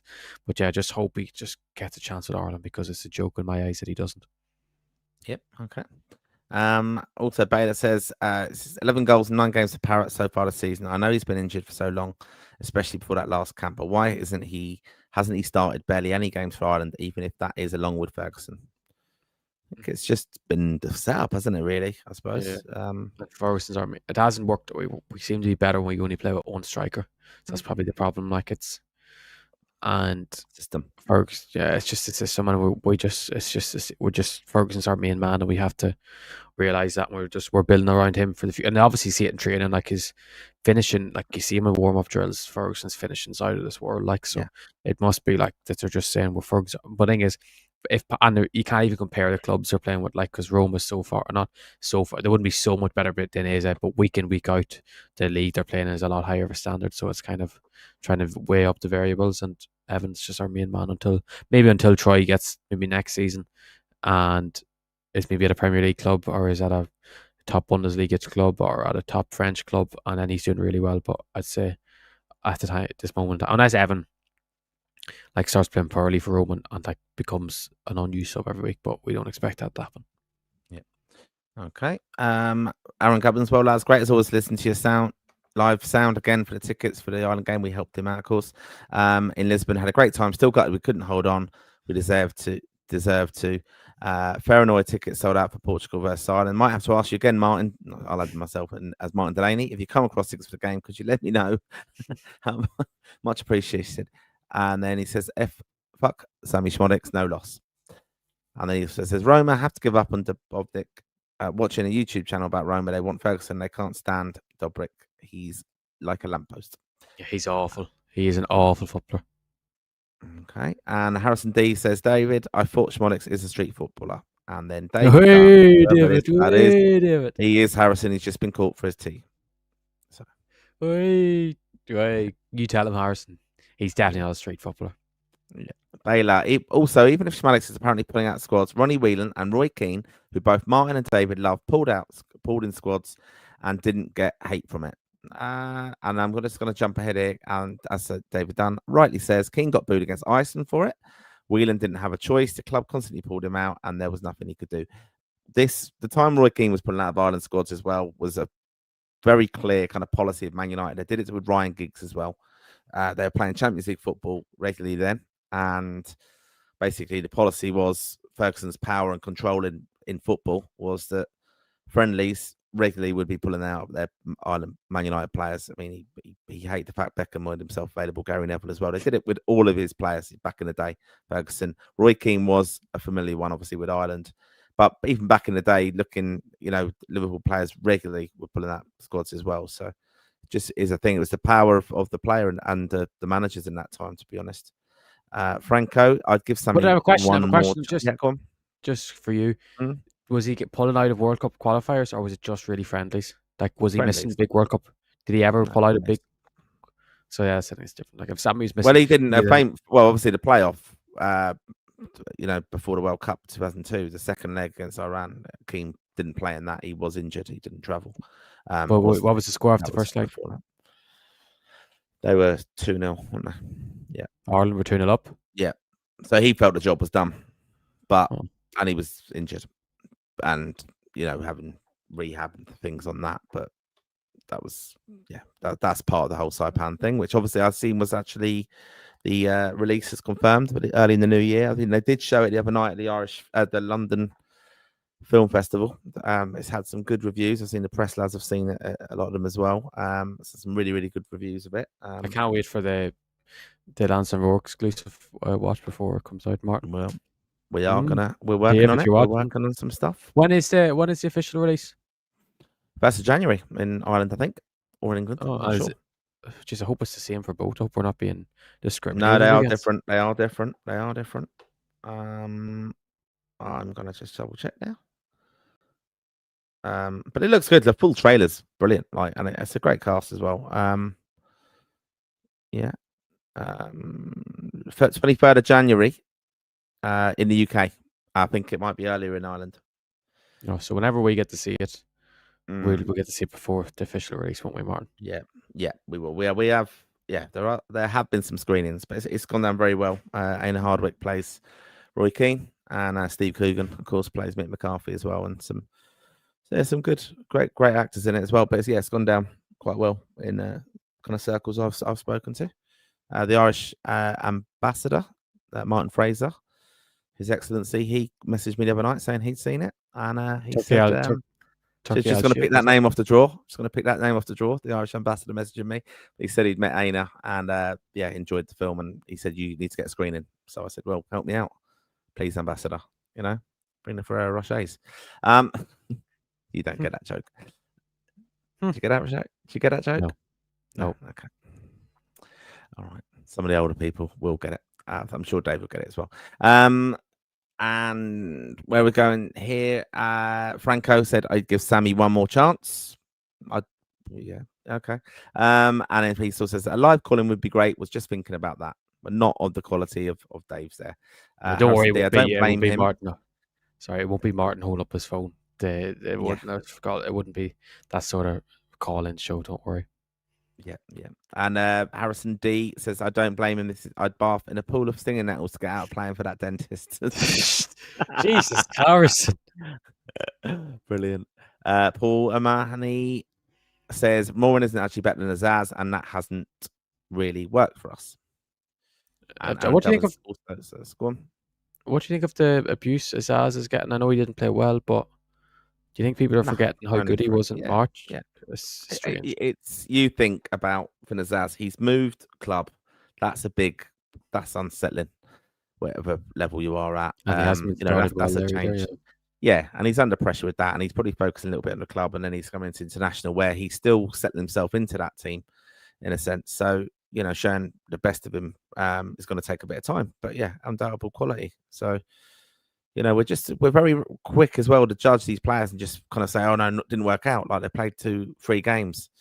And it's such a different level, like international football. So that's difficult as well. Aaron Gubbins also said, Keith Andrews proving the doubt was wrong. Yeah, great to see. We love seeing Irish managers and players doing well. And that's what we're here for, talking about them. David Dunn also says about the players pulling out squads. Back then, the clubs had all the player power. Same with Sheedy as well. Aaron also says, do you think we have a chance for the World Cup? We're still on board, aren't we? Yep. Of course, I still think we're getting the playoff. Yeah, I think we could get I think we will get a playoff. spot. I think we'll get a draw at home and we'll win in Puskas Arena in Budapest. Aaron Gubbins, Dybala is shite as a false 9. And they also want Zersky and some Belgian striker in January. He really needs to start scoring. Okay. And Harrison D also says just as about with regards to Parrott, the Dutch media are trying to push for that Murdunk character to start over Parrott. They see him as the best Dutch striking talent, but Troy is silencing him. Okay. Go on, Harrison. And well done, Troy, as well. Adam Curtis says, no creative midfielder like Azaz or Moran will ever shine in this system that Heimer plays. Very true. Yeah, very true. I'd agree with that. And Niall Conlon also says, how come McLean won't come back to play for Ireland? Why won't he come back, Conor? Did you see this thing? He's doing that thing with that living with Lucy. You see that? Yeah, I've seen the clips. It looks good. Actually, in fairness, it will be good. I watched the one. I mean, it's a TV show for some of you may not be familiar, where Lucy is a journalist, is she? I suppose, and she goes and moves in with a family, doesn't she? And tells you all about their lives. Obviously, celebrities. Shane Long one was really, really good. I enjoyed that. She did that a while ago. A few years ago now. Very, very interesting. But yeah, this will be good. Talks about the poppy, of course, and you know, some of the challenges obviously James faces and upbringing in Derry, of course. But yeah, I think it will be worth a good watch. So yeah, fair play to him. And you know, only a month away from poppy season, so we'll have it all again.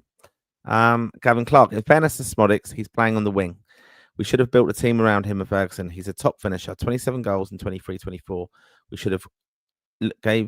should have looked after him and let him do what he's good at. Okay, good point. Build a team around. We have said he's a bit harsh. Yeah, we have said about him though he isn't played in. He's played a little bit out. We all said he is a brilliant finisher, but yeah, he hasn't really shown it since he's gone to Ipswich. And again, it's just how it looks, isn't it? You know, it's the appearance. He's not a creative player either. Like it's like who's going to create for Ferguson if he's playing behind him? Like he's a finisher. Like he's not a. You need a number 9 maybe that would suit Smodics more than a Ferguson would. Like. And Adam Hurst says, I'd call up Adomo Amaku for this international window and let him press the Portuguese defence for a full 90 minutes. No, he's a winger, like, so even though he is not an option because he's done really well, I think he's played the most minutes of any Irish player this season in the Championship that's a winger. But I don't think, unless you're playing him on the wing, like he's not a striker option because he's playing on the wing every week. Yeah. Okay. Aaron also says it's a huge plus that Armenia versus Hungary is on before us. Come on, Armenia. Yeah, obviously we'll be watching that. Mm-hmm. I actually figured it out. Armenia can't really qualify. Because even if they win, they go to 6 points, and it would come down to the last game. And basically, if Hungary won, they'd go to 6 points as well, or if Hungary drew us, they'd go to 6 points, which would mean that they would go through on goal difference because Armenia lost at 5-0 to Portugal, if you remember the first game. Yeah. And then if we would won, we'd go to 7 points. So Armenia can't really qualify. Well, they can take if they went to Portugal away and got a point, but like. Maybe they'll be saying in their heads, if we get a win, we can go get a point in Portugal of the Group 1. But yeah, it's really very unlikely. Like it's impossible in my eyes. Like, yeah, I can't see it. There is Harrison D says there is no circumstance where I'll give Heimer a new contract. He's terrible and he doesn't play to any of the players' strengths. Then Aaron Gubbin says Andrew Omobamidele has made some move going to Strasbourg, has some potential to make it to the top lads. What do you think Bazuna will do? Disappointing to see a player who I believe is a top keeper not fulfilling his potential. So a bit of a worry, isn't it, Gav? You know, like we said this, didn't we, in the last one? You know, our backup goalkeepers are not playing. Josh Keeley is playing.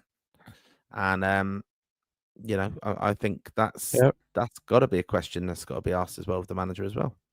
Yeah, I totally agree. I think I don't think you should call up 2 goalkeepers as backup that aren't playing for their clubs. Yeah, I know technically they're going from the CM role to the next CM role, but like, yeah, I'd worry. Do you give Gav a break on next international window and let him try and sort his club situation out because he needs to move in January? And I do think permanent move.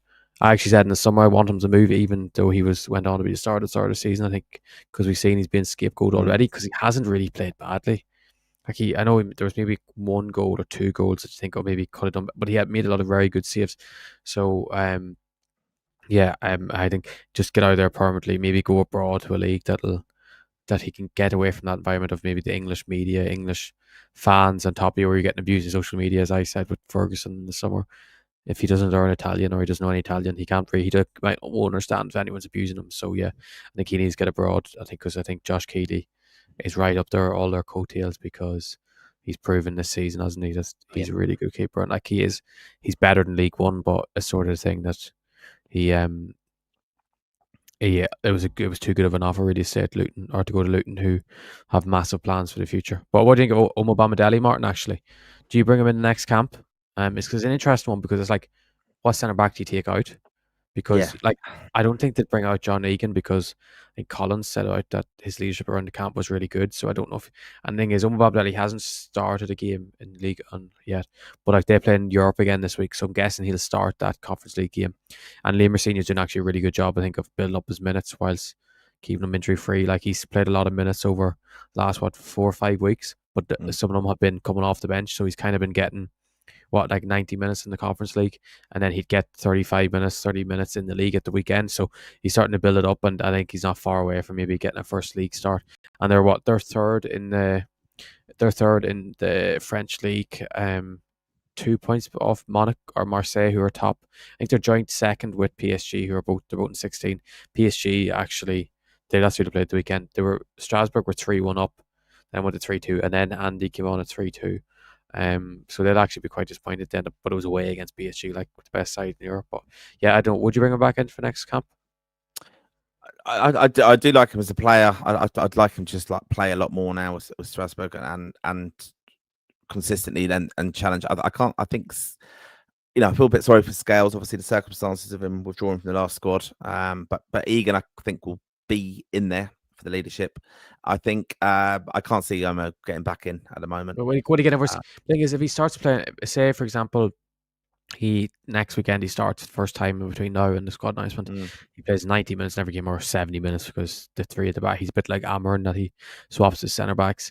But would you bring him in, like, if he's playing with you'd say second, third best team in France every week, and playing in your, like, can Ireland be that?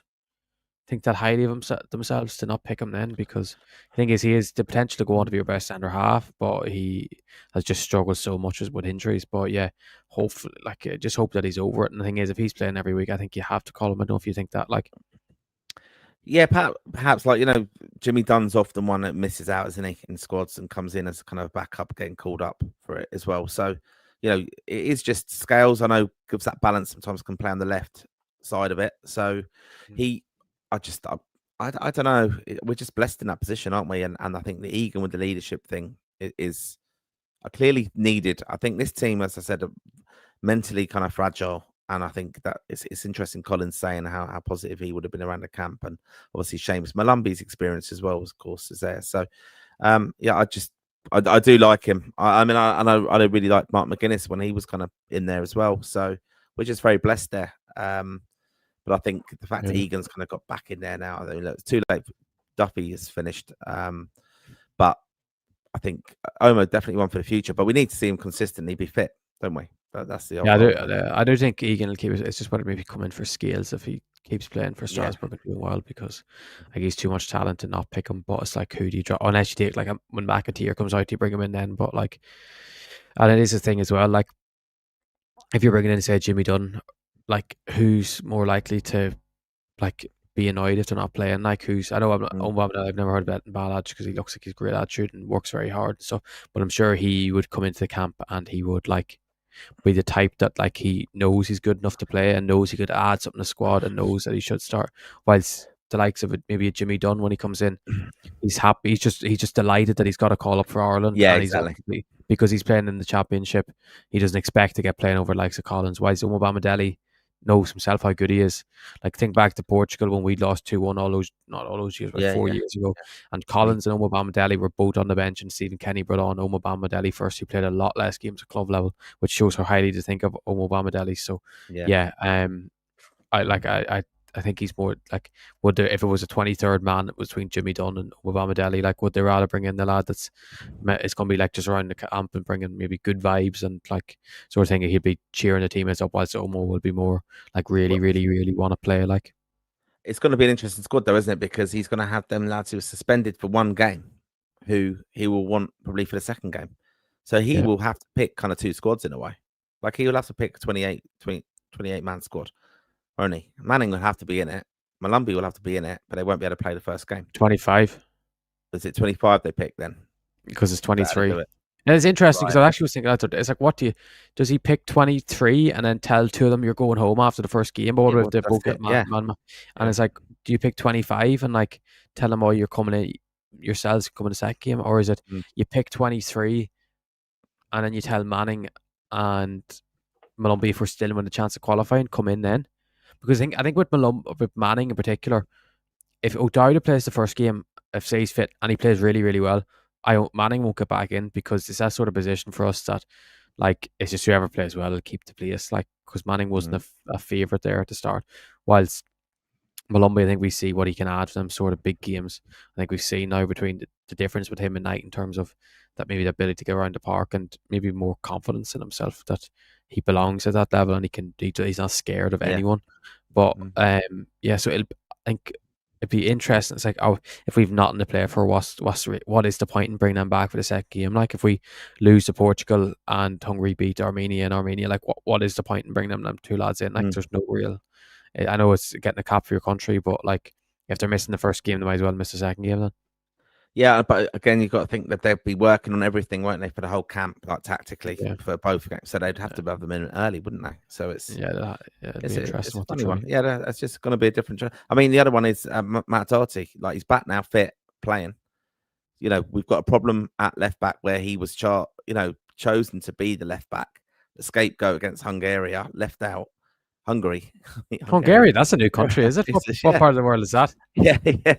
Anyway, left him out for that afterwards. And then, now he's, and he was very much a scapegoat, but, he is a solution to that left side, isn't he? But it's going to be a big question again of Heimer. What's he going to do? Is he going to bring Doherty back in, or is that the end of him? Is it very clear how he sees him? So, yeah, it's a lot of questions. It's going to be interesting. We'll have it all covered here, of course. Yeah. Actually, no, I'll get to it when it comes to the comments, because someone asked it in the comments. But yeah, go on. Yeah. Celtic putting you in your place says, do on Conor. Ida is better than Armstrong. Did I even compare the two? But in terms of who was better or not, it's he loves. I've never seen a man love Adam Ida as much.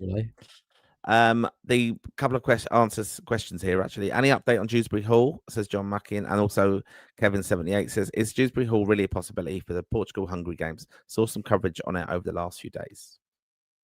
Don't know anything there? I don't know. I wouldn't say it. Like, the thing is, like, a lot of these things, like with Mikey Moore, who may or may not be eligible for Ireland, it came out about him being eligible for Wales and Wales approaching him to play for their thing, but it seems like maybe that was a tactical thing by someone from Moore's camp or someone from Spurs or someone that was there to maybe put a hint out there to Wales or to England. He might consider a switch, and then that they won't forget about it now, because he's at Rangers and it hasn't really gone well for him at all so far. So England will still pick him no matter what, because they'll be afraid of him switching to Wales.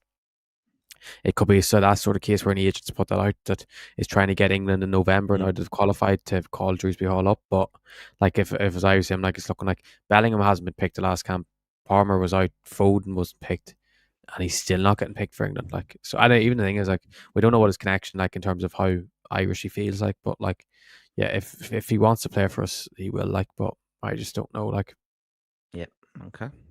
And also similar kind of question. What's up, Louis Barry? There was a big noise about him, but he hasn't been called up once. That's same thing, really. Hasn't been picked. No, he just hasn't. No, he has. Barry switched to Ireland. He's Everton. Oh yeah, but just hasn't been picked though. I mean, he just hasn't picked us. Dewsbury Hall. We just don't know what the situation is, whether he wants to play for us or not. Because he'll definitely be picked if we want him. If he wants to play for us. Okay, Aaron Cubbins just talking about the future Ireland squads as well. Manning and Malumbi will be a massive losses.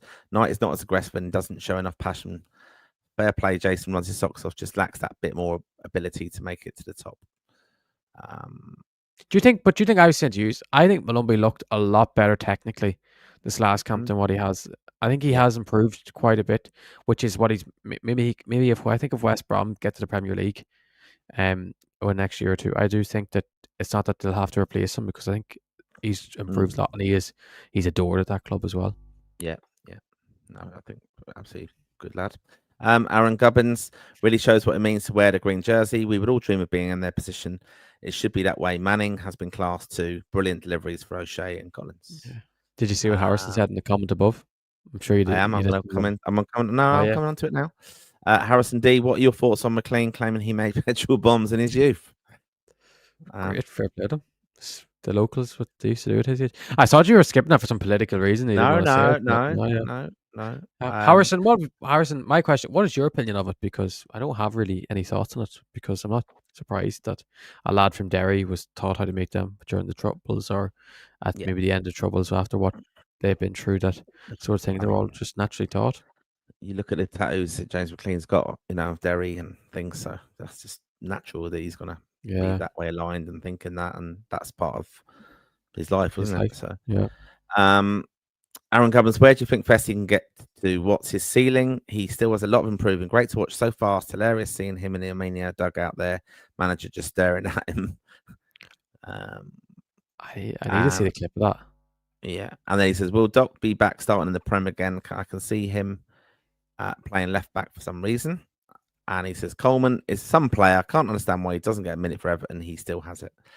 It's just managing his load, though, I think, with Seamus Coleman, isn't it? And knowing his I don't understand. That's what I was going to say. That's what I was going to say earlier, but I was like, I'll leave it because I've seen the comment from Aaron. Coleman should be playing for Everton, because, like, why? Like, O'Brien's not playing well at the moment. Like, for Everton, he's struggled a bit lately. I know it's the Premier League and anyone can go through bad, but like, Branthwaite is now out. He got surgery, I think, yesterday, or he's getting surgery. So they're lacking another centre half, and they're playing Keane there beside Tarkowski. And I've seen an Everton fan saying that, like, Tarkowski's kind of having to babysit O'Brien and Keane at the moment, because you're playing O'Brien there out of position and Keane, who's not good enough. So they're like, you might as well either just play James Garner right back, because I think Coleman can't play every game, like, if he's going to play, and then or play, like, because if Garner's at right back, it means if you play O'Brien centre half, Tarkowski doesn't have to worry about not a natural centre half beside him, and they play Garner there. So yeah, like, Everton should really move him back into centre back, like, now, especially when Weiss spoke about it in the past, that he will move him back into centre half. So maybe that will lead to more minutes for Coleman, which you hope he does. Yeah, without a doubt.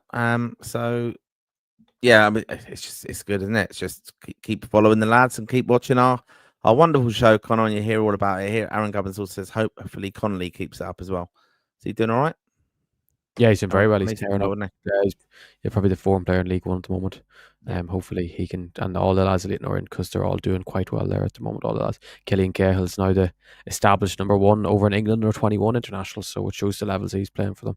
And Teo Darmon is doing well, and Jack Morehouse is starting to show his levels, which is a real pity that he missed out in the 21s last camp, because he probably would have been a game changer if he played that Slovakia game. But that's how the cookie crumbles in football. I read, is it Devaney as well, the young lad? They're saying he's really highly rated, isn't he? Yeah, United. It seems to be, I don't think I worry about United. It seems to be changing every couple of months itself. But yeah, because Jacob Devaney is doing very good player, excellent young player. Play centre back, centre mid, right back. Obviously, number 6 has been. I read something that he said he's the best number 6 at the club. Yeah, that was his dad put that out. I've seen. Brilliant. Who played underage level for Ireland as well. So Jacob's excellent player, and he's captains United at under 21 level, captain under 18 level last season. So yeah, brilliant fella, lovely fella as well. So hopefully we can see him kick on, because he's doing really well, and obviously he can play actually number 6 and right back, which are two positions that we lack for the future for Ireland. So hopefully he can continue to develop and show his levels, because he trained with the United first team during the week. So hopefully he can just continue to develop. Brilliant. We've got another question here. Roger's next Ireland manager. He might get the boot with Celtic around the same time our campaign finishes. I heard people talking about. And I was looking at the betting at the, because obviously the speculation, Heimer, and the kind of perilous situation, I suppose, of our qualification campaign. But I was saying, like, Chris Hughton's still in the betting as well. I can't see that happening. But and John O'Shea obviously there as well, Duffer. But yeah, it's an interesting market to keep an eye on. And Rodgers, yeah, it's a possibility. But is it? Do you think he would want to go back in club again somewhere? Would he get? It's mental, isn't it? All the management movement and stuff. And I think some of these managers would be a little bit hesitant to sometimes jump into a job quickly because they could just like Potter went, didn't he, to Sweden, and then other jobs have become available. It's crazy. I think maybe too soon for Rodgers because I don't think he'll get to beat by Celtic by November. I just don't think they'll sack him unless they want to get Ange back. And Aaron, I haven't missed your question.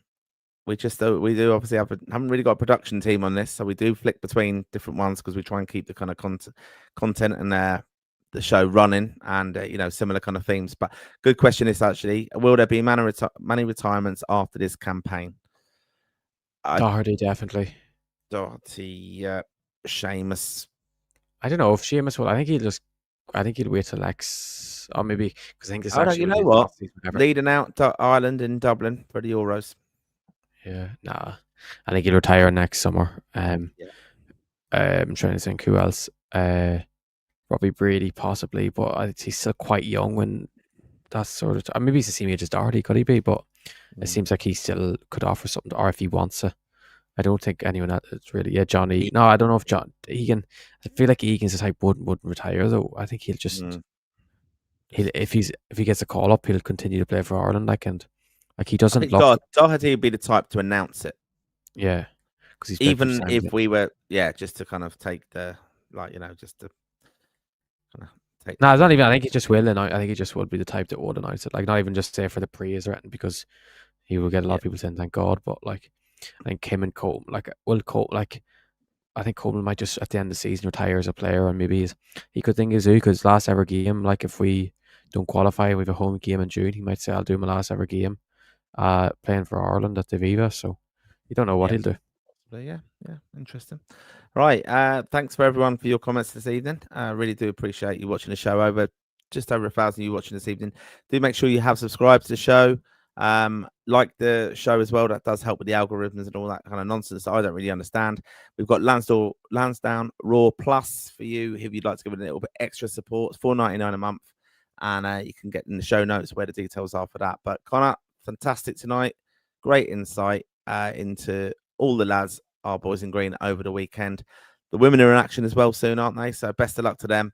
And look forward to covering Ireland, obviously going into the next games, just 24 days away from Ireland taking on Portugal in Dublin. It's going to fly by, but we'll have it all covered here. We'll have the previews, we'll have the squad announcements, we'll have our squad prediction shows, of course. But keep with us every week. We do the live show. There'll be lots and lots of content on the show. Make sure you do check us out on Instagram and X and all that kind of stuff. So thank you for your support this evening. And good night. God bless. He's done the salute and we're off.